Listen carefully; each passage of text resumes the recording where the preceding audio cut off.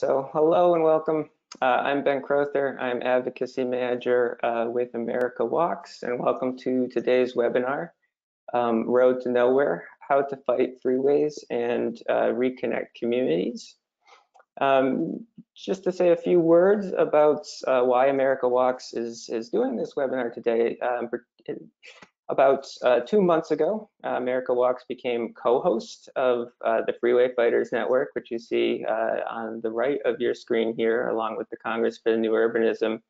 And this is a group of about 40 different locally based coalitions across the country who are either fighting to stop highway expansions in their communities, or in some cases, fighting to remove a highway that divides their communities from others in their cities.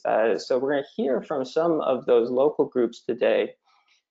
And this is particularly timely as we look, we start to see more and more parts of the federal infrastructure bill being implemented, including shortly, we're expecting the Reconnecting Communities program to come online, which is a dedicated pot of $1 billion to repair the damage that highways have caused in cities and for community members. And we still have to note that there's a lot of money in that same infrastructure bill to build highways. So we also need to take some steps to stop the bleeding, if you will, and make sure that we're not causing the same damage with this infrastructure bill as our previous transportation investments have caused. So we're going to hear today from our panelists about how you organize and harness public demands to get policy and transportation infrastructure investments that center people before highways. So as I said, we have two facilitators today. One is yours truly. I'm the Advocacy Manager, Ben Crowther with America Walks. And we'll also have our board member, Paulina Baiza, joining us.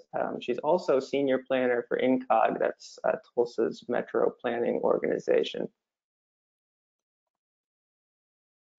I just want to take a quick moment to thank our partners here, particularly the Centers for Disease Control and Prevention, as well as EcoCounter and Tool Design, who have made this webinar and our other webinars in our series throughout the year possible.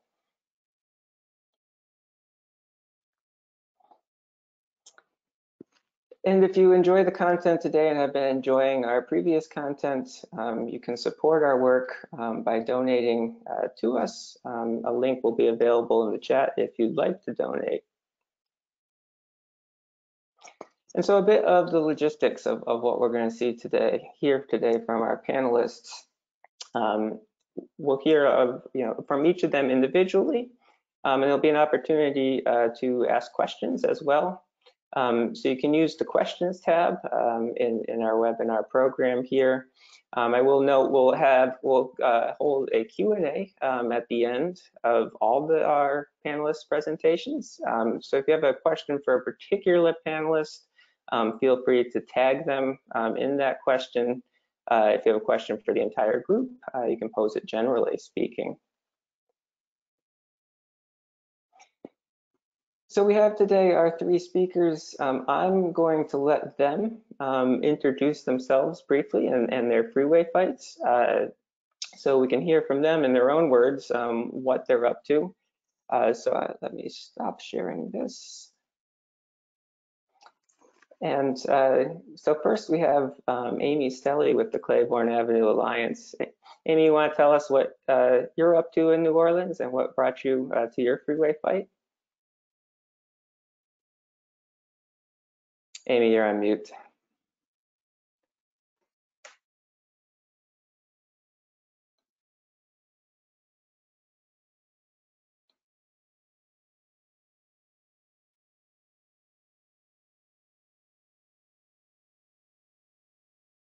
Sorry, I had to find my panel. I'm Amy Stelly. I'm a freeway fighter in New Orleans. The Claiborne Avenue Alliance, which is a coalition of property owners, neighbors, associated professionals. We've been in existence since about 2017, fighting the good fight. The Alliance, which is our advocacy arm now, has just morphed into the Claiborne Avenue Design Studio, and we have formed a nonprofit design studio that helps the everyman understand land use.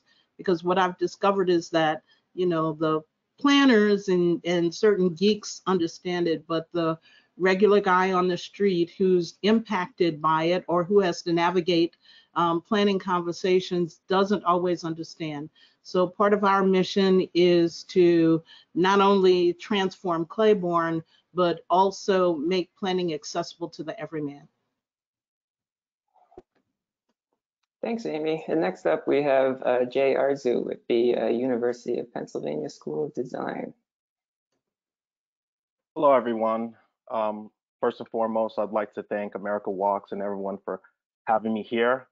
You know, I feel blessed to represent the city of Rochester here and to explain what's been going on with the goings-on the Inner Loop East and now the Inner Loop North.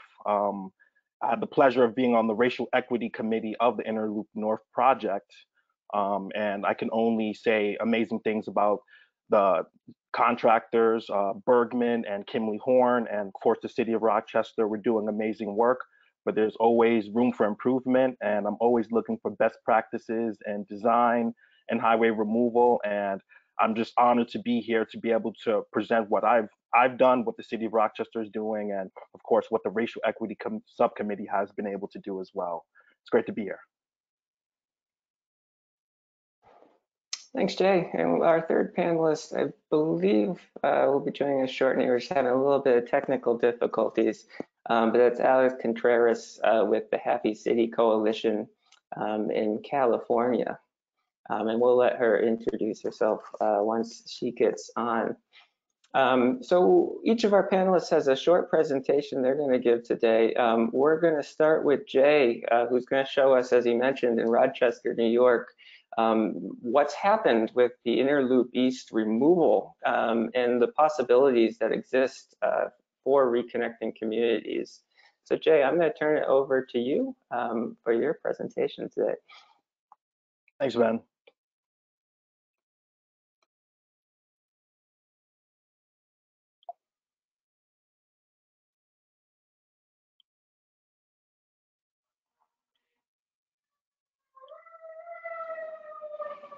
Okay, so let's get this started. Of course, my name is Jay Arzu, and we're going to be talking about the Inner Loop project, and that will comprise of talking about the Inner Loop East, which is a highway removal project that has taken place, and talking about the proposed Inner Loop North, which has actually $100 million budgeted to it in the New York State government.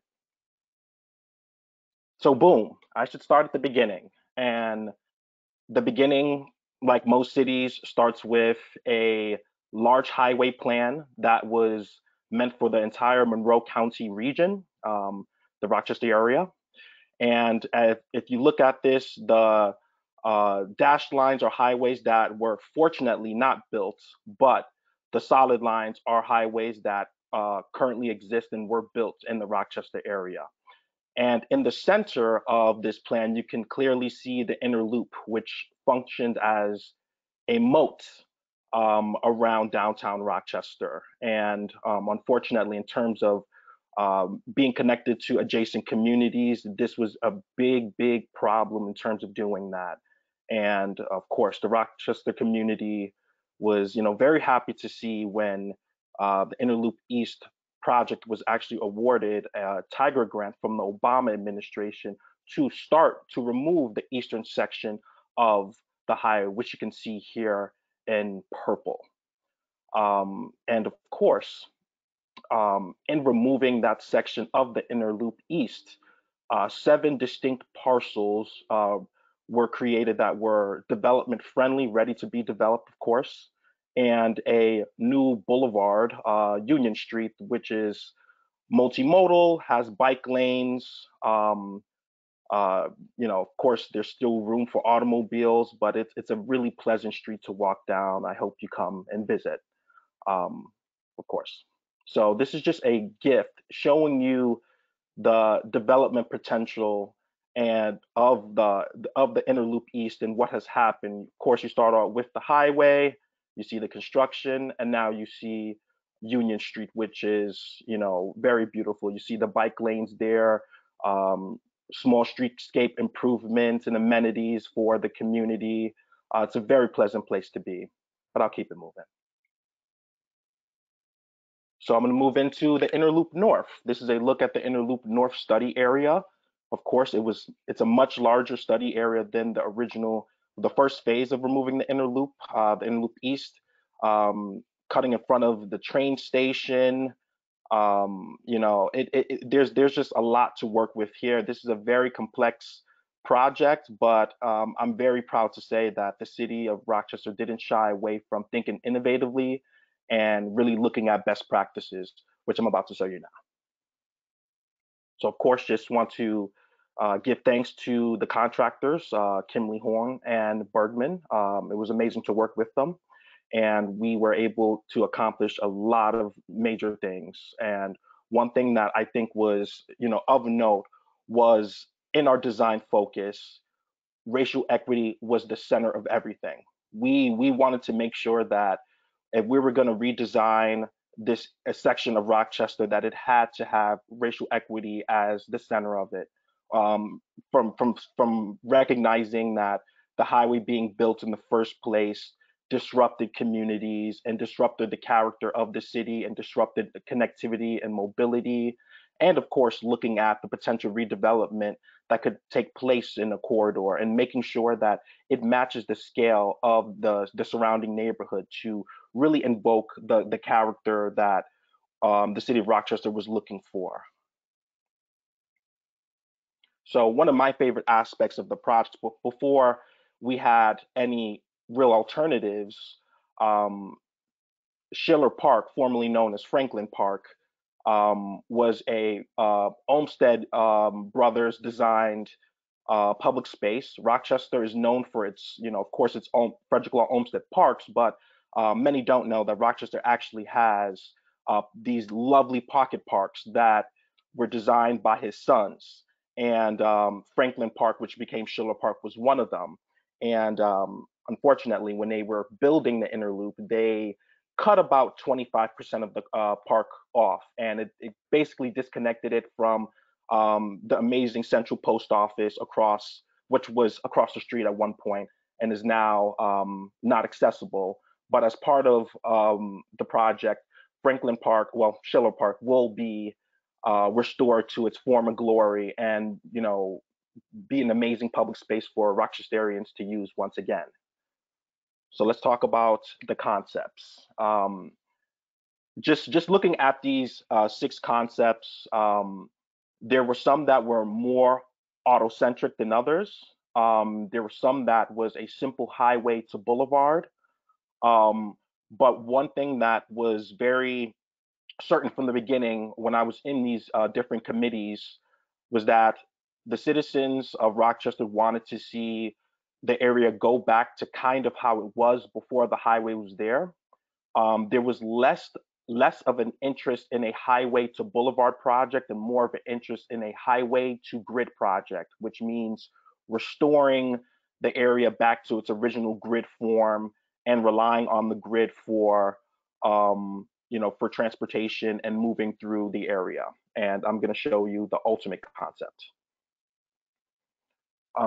So as part of the project, we had the racial equity subcommittee, which was tasked with figuring out a process of bringing racial equity into the alternatives and making sure that each alternative would be evaluated using this toolkit. And I'm going to go ahead and show you what this looked like. So for example, we had alternatives here, and we had how well different community groups were engaged in the project. So you see, were they informed? Were they actually collaborating with us?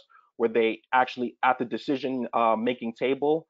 There's a saying that goes like this way: if you're not, at the restaurant, or if you're not at the dinner table, you're more likely on the menu. So being a part of the story and being a part of the decision making was very important to this project. And of course, we looked at the different quality of life and how the different alternatives would affect that. So we really wanted to bring racial equity into the project. We really wanted the metrics to show how the different alternatives would improve or decrease the quality of life in the area. And we feel we were successfully able to do that. So getting into the preferred concept, which was concept 6, like I said before, it was more about recreating the grid. And if you look closely here, you can see in red where the inner loop north is and the development parcels that will be created by filling in this land. And if you have seen the success of the inner loop east, you have no doubt that Rochester will have a successful implementation of the inner loop north here with this massive amount of land being created, and maybe in the future you'll see this success too. I truly do hope so. But with any project, there are things that are not perfect. And if you look to the extreme left, you see that there is still a connection to I-490, which is very controversial to some of the members of the Racial Equity Committee and different committees, because we would prefer to see no connection to 490. So my fight still continues. So does yours in a sense. So it's a great project. I'm looking forward to continuing to work on it, and we have a budget, so this is very likely to happen. So very happy about that. So I'll just quickly run through this. I want to be, mindful of my time. Just top 10 tips for freeway fighters. So number one, a highway to boulevard project should, in my opinion, and should always focus on neighborhood reconnection and reinvestment for current residents of the area. That is extremely important. Number two, any plan to remove a highway must include, the input of local residents, but also must employ diversity, equity, and inclusion in design, implementation, and construction. Not just one, but all. Number three, and this, my freeway fighters in the room know this already, traffic data will always be used as an excuse for why a highway shouldn't be removed. Don't let it stop you. Don't let it, drag you down. It's always going to be there. Fight against it. Moving on. Number four, trust your city street grid. That's what Rochester is doing right now. We're trusting our city street grid. Providence, Rhode Island did it with the I-Way project. Look it up. It's been a huge success. Your street grid will win out always. Number five, create visuals and renderings that showcase the opportunity for your city if a highway is removed. What you got to understand is I'm in the urban planning world. I'm in the transportation world. You probably are too. You get this stuff. A regular person might not. So you got to be prepared for that, and you have to be visual. Number six, when you remove a highway, traffic will not come. I know a lot of people are like, hey, Jay, traffic will not come. How? You can look at the Carmageddon situation in LA. You can look at the Alaskan Way example in Seattle, where they closed Alaskan Way and they had a few days before they had to switch to SR 99 tunnel. The traffic disappeared. It did not show up. People got on buses. People got on ferries. The traffic will not come. Number seven, get the development community on your side. The development community doesn't have to be the enemy here. Get them on your side, work with them, work on public-private partnerships. It will work in your benefit. Number eight, land trusts and land banks are a huge asset. If you want to control your community, you want to have these land banks and land trusts so that you can control these newly created parcels when highways are removed. Very important. And the next two are long-term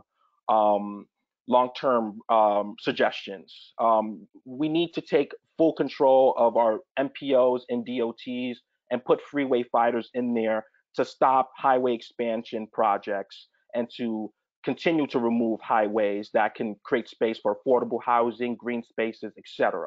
And number 10, and the most important, is no highway is permanent. Even if your highway was recently expanded, don't give up hope.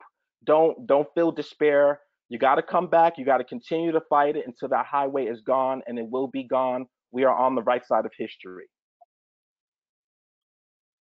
So with that, ladies and gents and non-binary, thank you very much. It was great to be here, and I look forward to questions. Thanks, Jay. I think one of the things that's so powerful about the Rochester example, as you mentioned, right, is that visual component. You can actually see what happened with its removal and see how you're able to turn what was once a highway corridor into a place with houses, homes, shops, all of the things that make cities and communities great, and all of it's walkable as well. It is. So next up, we're going to hear from Amy Stelly down in New Orleans a little bit more about how you go about organizing your freeway fights and working with local media, national media, and local and state decision makers to get them from point A, Rochester's inner loop or the Claiborne Expressway, to point B, removing that highway. So we're going to turn it over to Amy. Amy, welcome. Can everybody see my screen? We can. Great. Well, thank you for the opportunity. I'm trying to get rid of this. I wanted to start with this picture, which shows how Claiborne Avenue has been occupied by nearly a century. These are the Zulus parading on Mardi Gras way back in 1915.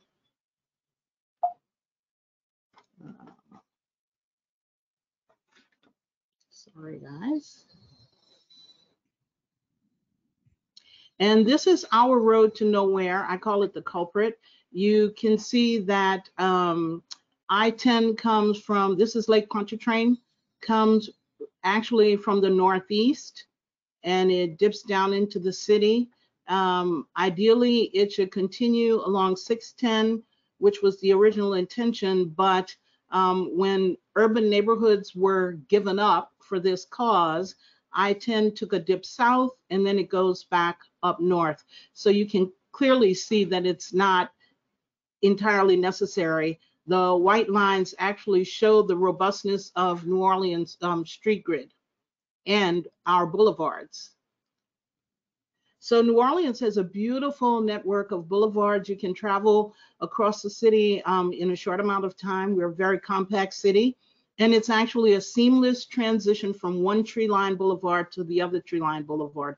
Claiborne is the spine of the city. You can see it goes actually the breadth of the city, and the culprit, I-10, is actually, is actually kind of right in the middle of the corridor.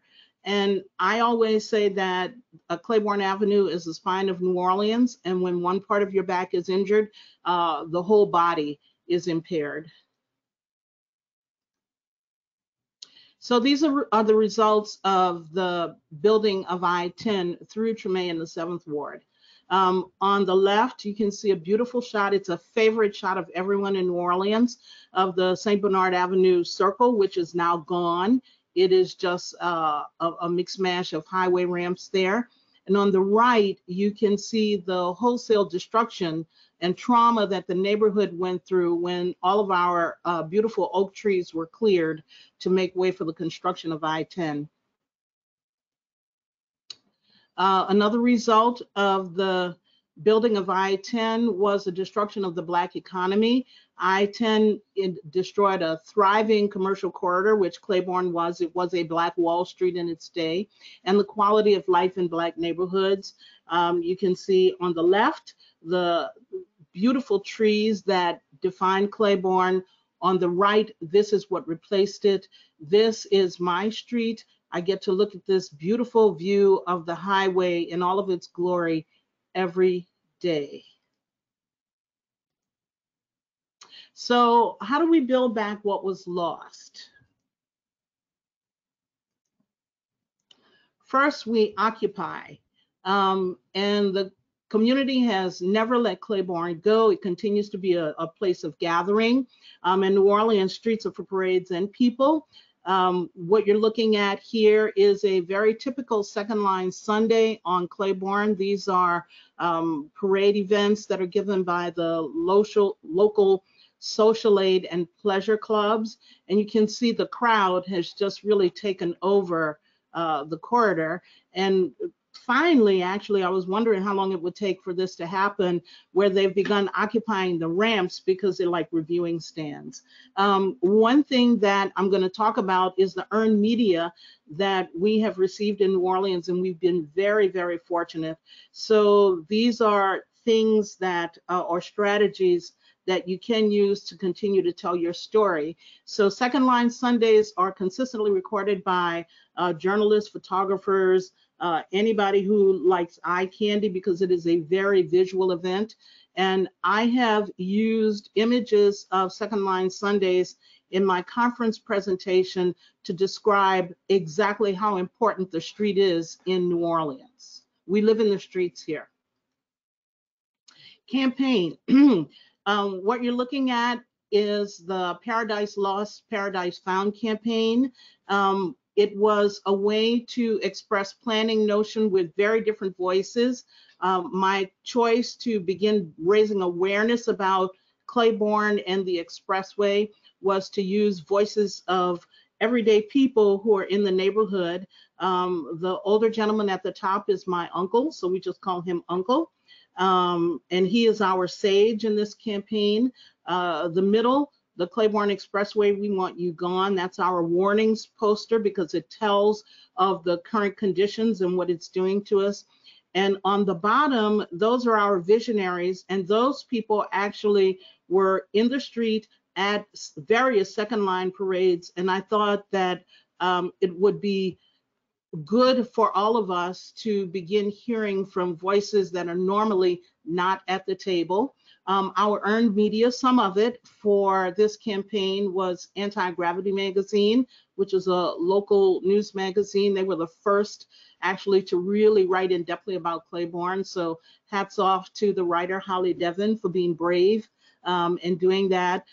Many thanks to Ben for our exposure through Congress for New Urbanism publications. Reuters has written about us. Landlines magazine. This is just the naming of a few who have written about this campaign because it was a different way to look at planning and community. And then you organize the fight. You have to align yourself with like-minded individuals and always find new ways to present the discussion and talk to the press. You can see a listing of our partners. I listed the Alliance because we have many partners. LSU School of Public Health, we've become teaching partners, but they issued a very, very important report that other freeway fighters can use. It looks at the public health tragedies really that come with living and working next to urban highways. Farn Associates, we developed the tactical campaign Paradise Lost, Paradise Found that you saw. They served as our strategists there. I was the artist, or am the artist. And collective form, if you go to the Claiborne Avenue Alliance website, you'll see our 3D model, which begins to show people what the highway, what the boulevard actually will look like without the highway. One thing that's been effective is actually teaching, because kids and young adults listen and they're, really keenly interested in what urban highways do. The media that we've earned as a result of this kind of organizing has been through Thriving Earth Exchange. They were the matchmakers between the Alliance and LSU School of Public Health. Again, Freeways Without Futures, which is a CNU publication. The New Orleans Advocate, actually, the Advocate, WWL-TV, showed our teaching experiences with little kids. We took a group of kids from an elementary school to the highway corridor, and they measured things like pollution and noise pollution, environmental pollution, and lead testing. So we've done a number of scientific studies with other kids, and kids are cute in pictures, so we got the local media to come out. Also had some interaction with university students. I was a design mentor at the Harvard Graduate School of Design, which was a really good but intense experience this past fall. And also a guest speaker at Utah and a jurist. So we've gotten media, of course, as a result of these alliances. Articulate a community vision. And by the way, the sketches that you're seeing are mine. and it's part of my sketch diary. All of the images I've either photographed or drawn, with the exception of the Google map, because this is my way of not only documenting, but also fleshing out some thoughts about what the boulevard will look like once the highway is removed. In terms of articulating a vision, there is a path. You must say no to bad planning, because that creates a disaster. We live with them every day. They're called urban highways, among other things. But some of the vehicles that you can use to articulate the vision are position papers, petitions, because there are people who are willing to sign a petition, but they may not want to write or speak in front of a body. Op-eds, manifestos, drawings, models, and even book chapters. And the media that we've earned as a result of these kinds of activities are The Lens. Jay and I co-authored an op-ed in The Lens. The Washington Post was one of the first to actually write about Claiborne anew once the president called us out. Common Edge, I've published a manifesto there. Strong Towns, Library of Congress. The media that you see here is a list of media where I have been the contributor. So they haven't written about me. I've written about Claiborne for them, or as I said, in partnership with my colleague Jay. And then working with public officials, I applaud New York for actually being really proactive and taking a stance that they're going to do something about urban highways and improving communities. But in Louisiana, we have a different dynamic among politicians. They tend to keep their ears plugged. So if you are in a situation that is similar to the one that I'm in, my advice to you is to continue talking, because someone will hear you and then others will begin to listen. So one way you can begin engaging with public officials is to do your city council or city commission appearances.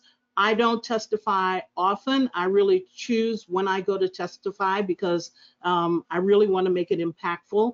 And it does take time actually to do that thing, that type of thing. The presidential call out was a great asset for Claiborne. It really sent us off into a really good trajectory. We also have support from our Congressman, Troy Carter, and our state representative, Royce Duplessis, and this is through constant communication with them. I finally got acknowledgement from the mayor, so that was good, because for years the city administration has been treating Claiborne like it didn't exist. So I'm glad that they are beginning to look up. One of the things that I did recently was give a technical tour to state DOT officials, which was a great honor and pleasure to do. Dr. Sean Wilson, who is our DOT secretary in Louisiana, has pledged his support for the Reconnecting Communities programs. And of course, one thing that we don't talk about very often is partnering with transit authorities.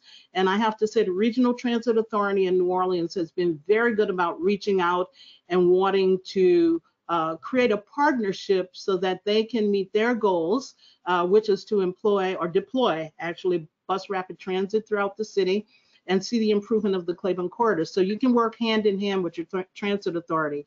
The earned media that we got as a result of working with public officials, we appeared in the White House briefing room. If you go to the White House website, you'll see it.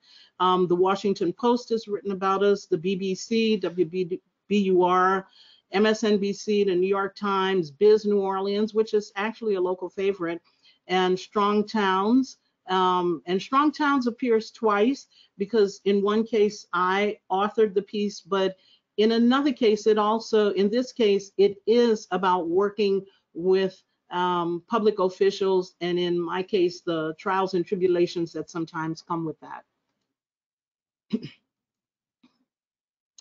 And then stopping the highway is social and environmental justice. We have the findings, as I mentioned, from LSU. They did a great report, 70+ pages. And local school kids are now publishing their findings. Phyllis Wheatley, which is a school in the corridor, published a book about the highway and the perils of living and working near it. But other students are also studying the highway and creating projects or doing reports, or even just looking at it as, a class. So there's a lot of value in working with kids because their findings actually have all been consistent with LSU. So that's great.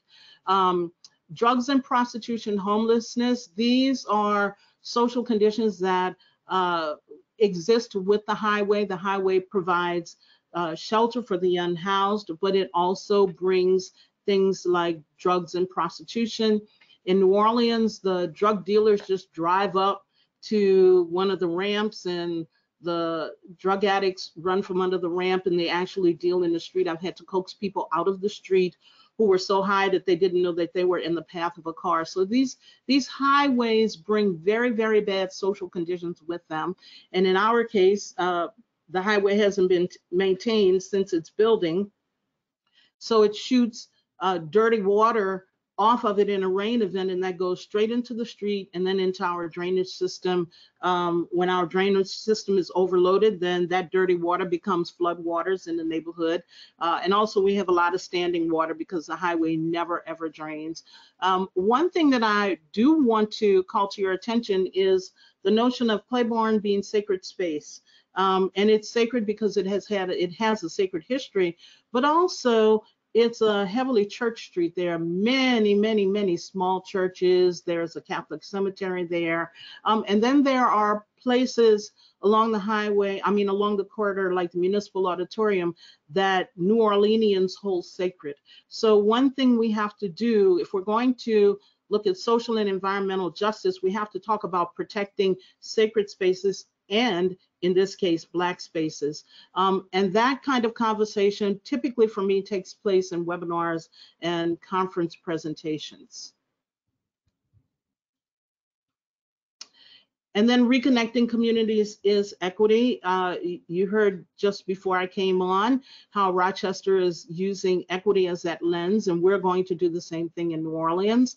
My tip is start by listening to community. What you see above you, or in the photo, excuse me, is our first meeting post-COVID. We had a great turnout, about 60 people in the room, 10 to 15 online, listening as best they could.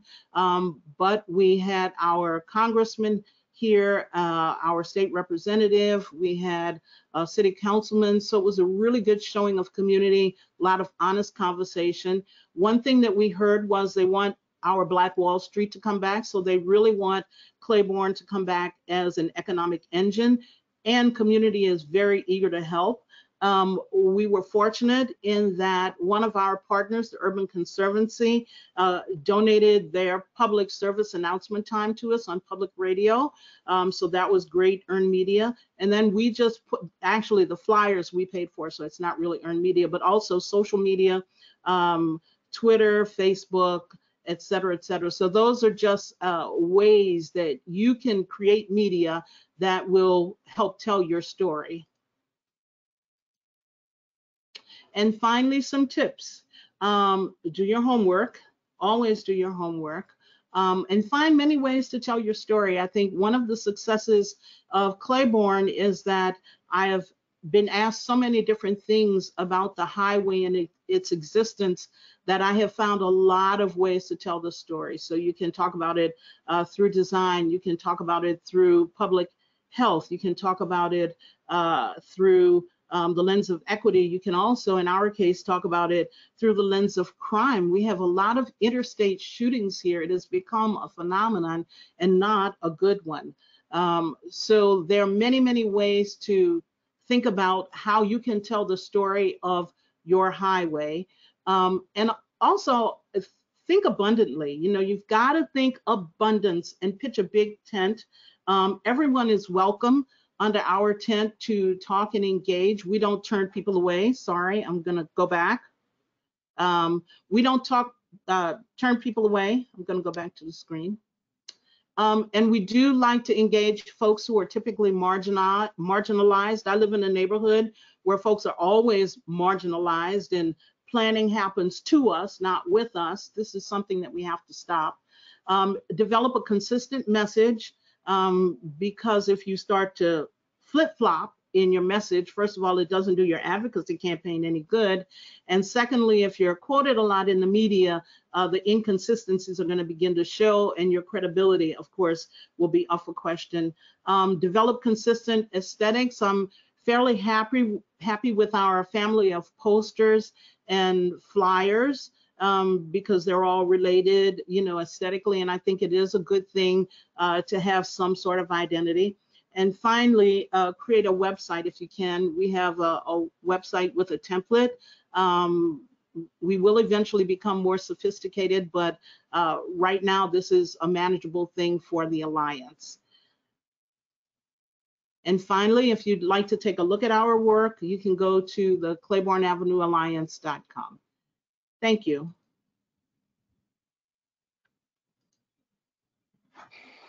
Thanks, Amy. I think those were really great tips at the end for how to engage community members and get people motivated to speak out against the highway. I think oftentimes, it's easy to think that our infrastructure is immutable and unchangeable. And we really have to, I think, work to break that mindset oftentimes. I think it's very much ingrained in us.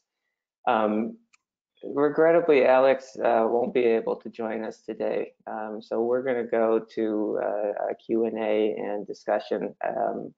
So I'd like to encourage people to add questions to the chat that they have for our panelists, and I'd like to invite all of our panelists to turn their audio and video back on as we start. So we'll now be joined as well by Paulina, one of our board members here at America Walks. And I wanted to start sort of with an open question for you all. In thinking about transportation infrastructure and highways in particular as something that is, that you can't change in your community or in your backyard, what's the first step that each of you would recommend? If you are living by a highway and want to organize a campaign, what's that first step you take to get that ball rolling? Well, I'm happy to start. My first step was saying that it had to go.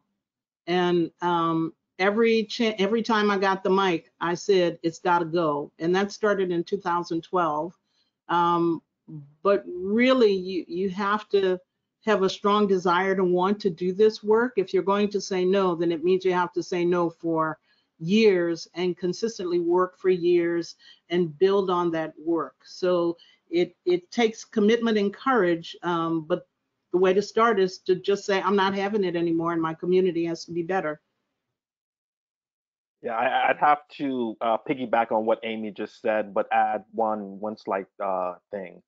I would say you have to find like-minded people, because Amy can attest to this. They called us crazy. A lot of the freeway fighters that you may run into have probably been called crazy or not rational. So you have to organize your folks. You have to organize like-minded people who actually believe that redevelopment and repurposing areas where highways can actually happen, because there's still many that don't believe. But I always believe that you can bring people to the light.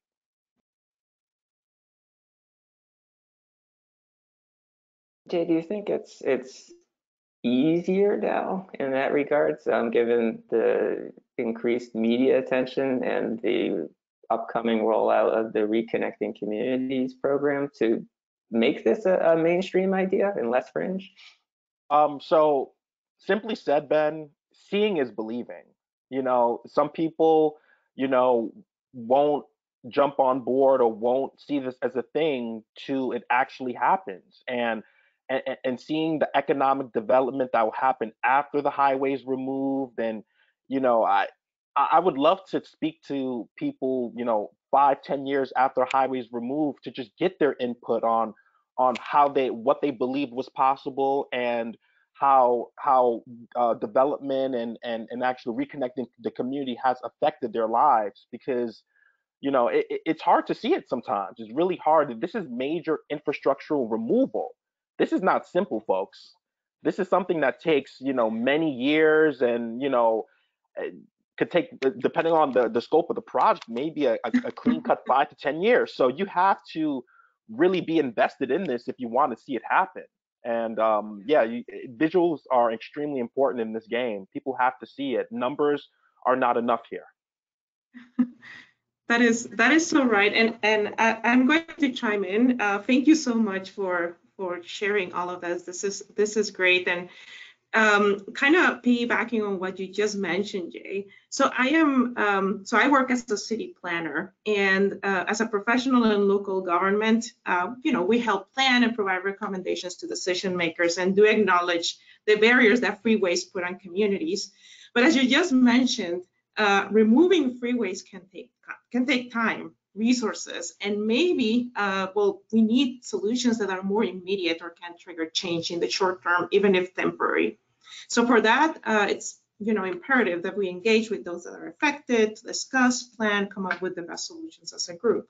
But I was happy to hear that you presented a wide variety of stakeholders that can participate. I mean, it's advocates, media, affected members representing diverse groups. But you also discussed unusual ones like developers or even children to support this project. So I was going to ask, knowing this, what would be the best practices or recommendations to work together as a city, as people working in the city, to work with partners or stakeholders on alternatives in order to follow sort of a step-by-step process? Now go straight to the removal. What do you recommend? Okay, I'll quickly answer this. My recommendation is this. You need to work hand in hand with your city through the entire process, from choosing the contractor that's going to be doing the actual community engagement work, to the actual creation of committees that will be advising how the work will get played out, and making sure that the contractors are working hand in hand with community-based organizations that could potentially be involved in public-private partnerships or land grants or land trusts later on. And I think the most important takeaway is, don't engage with someone at the end of the project. That's extremely disrespectful to the community, to the city. It physically hurts. Like if you live in an area and the area is being remolded around you and you have no say in it, you don't feel like you're a part of civic discourse here. So I would say that's number one in my book, to make sure that you engage from the beginning, not the middle, not the end, from the beginning, from the gate. Mm-hmm. Even not just when you do a planning document, also before implementing, because sometimes you have like an initiative or a project on a planning document and it's been some years, right? So you need to maybe re-engage before implementing said project. Indeed. Thank you. So I have a few questions from the audience here, and I'm going to combine a few into one. What's the typical types of opposition you'll face? What are some of the arguments that people who don't want to see a highway removed make, and how do you overcome those arguments? What strategies and tactics do you take?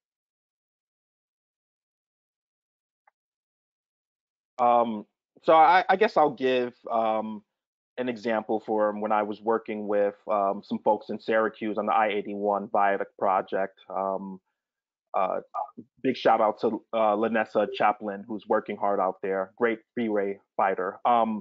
But one of the things that I saw was that a lot of the suburban um, elements in the room were very opposed to highway removal, because they thought that it would infringe on their quality of life and infringe on their right to the city.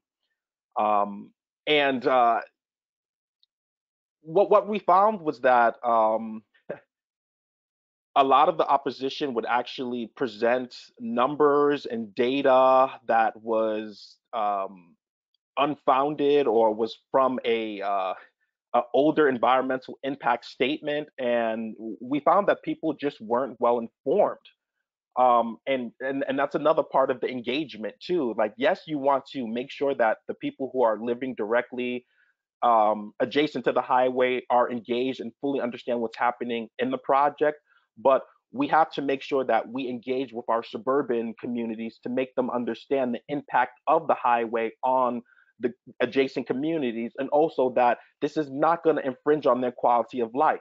This is, in fact, it's going to create spaces and new placemaking that's going to attract them to want to come to downtown, to want to, engage in the community down there, which today they'll probably just drive right past on the highway. So it's creating a dual engagement strategy where you're making sure everyone's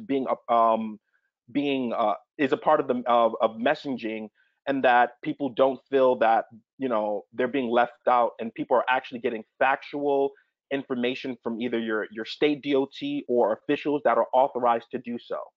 Very important.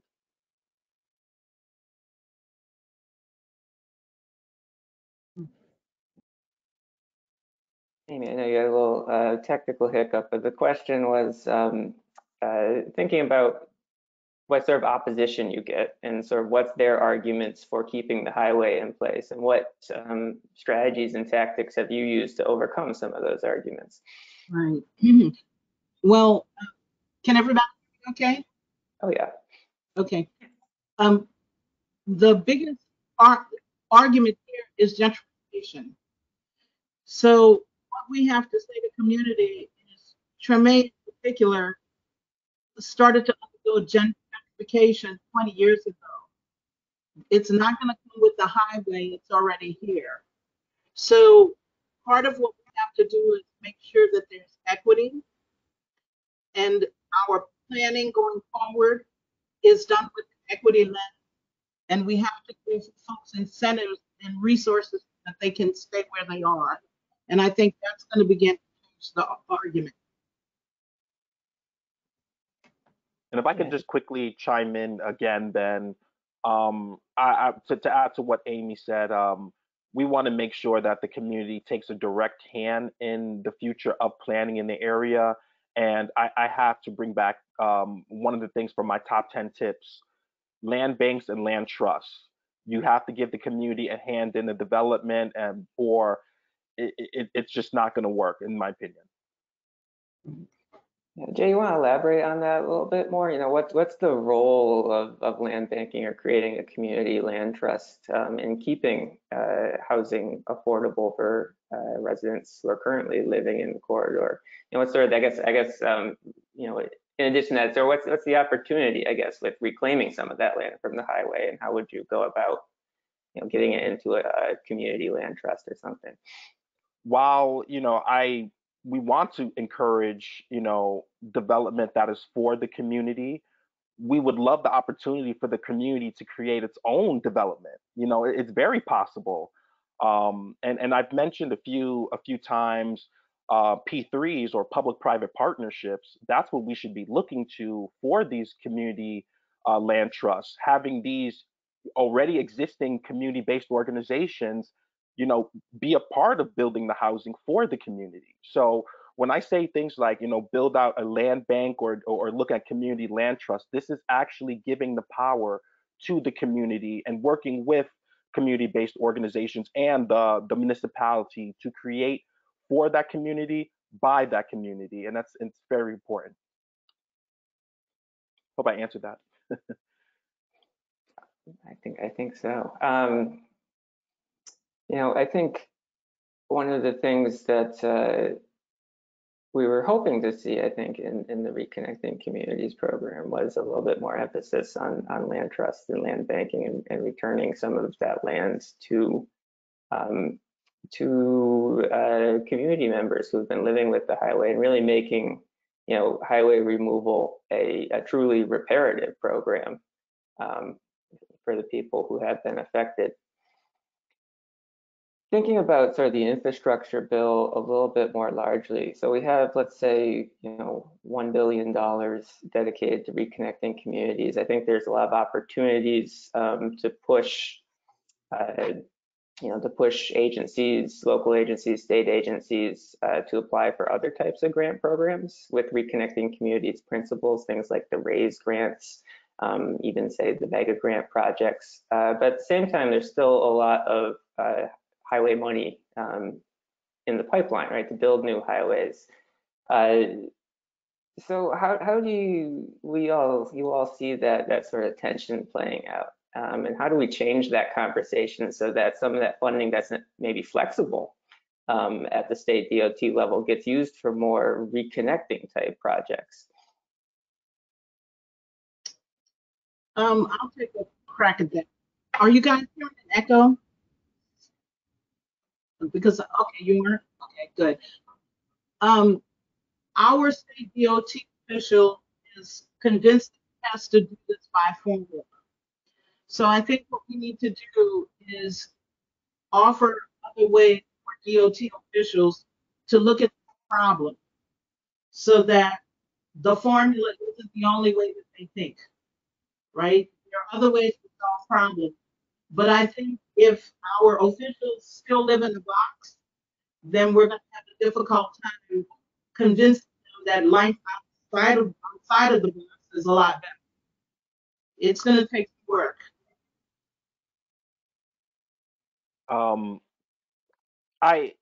It can be discouraging because there are aspects of the infrastructure law that are positive, but then there are, aspects that, could be better and money that could be better spent. When I think about projects like Birmingham's Northern Beltway project that's going to induce sprawl, I realize that we're living in a climate emergency, and to be constructing projects like this in the 2020s, we should know better. We should know better. We need to hold our elected officials accountable. We need to hold our state DOT officials accountable and let them know that we want these funds to be more flexible to pay for multimodal projects, to pay for streetscape improvements that improve safety, like here in Philadelphia, where we have Roosevelt Boulevard, which is one of the most dangerous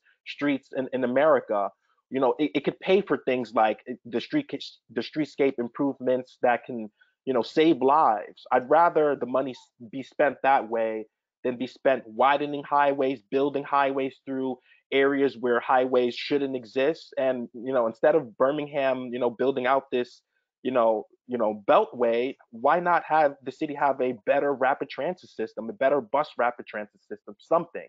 There's definitely alternatives that we can be looking at, but we got to put the pressure on our elected officials, our civic officials, and our DOT and federal U.S. DOT officials as well. Can I piggyback on that? I think one thing we have to do is educate people, because that's where money comes from. So we teach people connected to between cars and climate change, highways and climate change. I think once everyone understands this, then we have a better chance at those fights. Amy, you're getting a little bit of an echo there. I just want to also note we're at the top of the hour. I think everyone is panelists here. You all said you're still available to hang out for a few more minutes because we got a bunch of questions that folks would like to have answered. So we'll keep going for a little bit. I think, one of the, I'm curious now. Have either of you, any of you actually, what do you think that fighting freeways and highway removal can become an election issue? Should we be putting that on the ballot and asking, during election season, candidates to weigh in and say, what's your stance on this? Have either of you done that? I'll chime in quickly. I feel, and maybe you can attest to this too, Amy. I actually went to New Orleans a few months ago to work with Amy to have like a sit down with elected officials to help explain what highway removal actually is.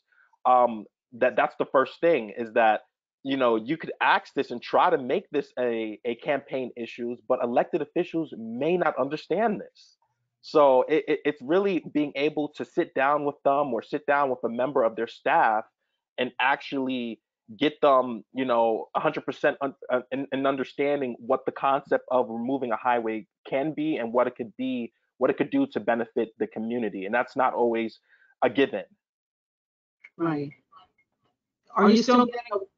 Yeah, I think I'm getting that. Are you still getting it? Yeah, we're still hearing it. Two of you. Let's see if I can. Muted. Oh, it's even worse. Maybe you have your phone as well, or? Let me see. No, I think my mic and my speaker are different. I'm gonna put on my headphones and maybe it'll get better. All right, well, hold that thought, Amy. We can come back to that. Ben, it also looks like they're asking to connect directly with Jay and Amy as well in the future. So yeah, I think providing contact information or so would be a good call as well. Yeah, Jay and Amy, what's the best way to reach out and connect with you all? So I would say I'm most active on LinkedIn. You can just look up my name, and I'm always posting about best practices and infrastructure and urban development and urban planning. And of course, if you have any questions about, highway removal, or, I'll try my best to answer them. I'm always here for my freeway fighters. We're I feel like we're a very large family. I can only, remember just a few years ago where, we were in DC and this was like 6 to 8 of us in the room. Now there are hundreds of us. So it's a family that is extremely extended, but I love to see it grow. So please reach out. Is this better? Still getting a little better. Yeah. The echo's still there. I'm sorry, guys. I don't know how to stop it. It's slightly better though. It's slightly better? Okay. I think so. Wow. Okay, so the best way to get in touch with me is actually through email, because I'm not always on social media, or through the website's contact page, but I can give you both emails. Mine is amyfstelly@gmail.com or claiborne.avenue.alliance@gmail.com. And those are the best ways. I've forgotten the question I was supposed to answer. Oh, I think we were just saying about putting elected officials, or particularly during election seasons, on the spot and asking them what their stance is. And Jay was talking about really the need to educate them first a little bit about some of the benefits, right, before posing that question. So I did that. I would ask candidates when Congressman Troy Carter was running what they thought, and the op-ed that Jay and I co-authored actually spoke to putting those candidates on the spot. So it works. I don't know if Claiborne should be on the ballot. That would scare me. But I think you can make it a campaign issue, for sure. And then when they commit in public, you can hold their feet to the fire.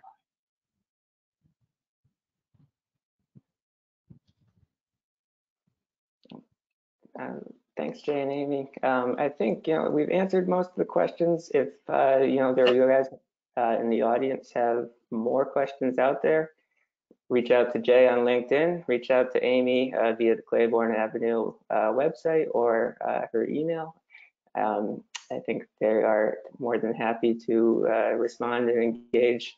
You can also find both their work as well as the work of others on the Freeway Fighters website network. That's freeway-fighters.org. We're tracking I think over 70 now different freeway fights across the country, so you can really see the state of how this has become much more of a mainstream topic and far less of a fringe topic. So with that note, I'd like to thank our panelists for their time and for coming today, for all their insights as well. If you've enjoyed our content today, once again, you know, to keep us producing this content, every donation helps, and we'll put a link in the chat. And yeah, thank you all for joining us. We will be having another webinar coming. Be on the lookout for the details coming up in July. And we put all of our webinar videos on YouTube as well, so you can subscribe to us there, get notifications when those come up if you can't make it in real time. So thank you, Jay, Amy, and Paulina for joining us today. And thank you, everyone in the audience. Enjoy your 4th of July weekends coming up. Thank you all. Have a great holiday. Thank you. Bye, everyone.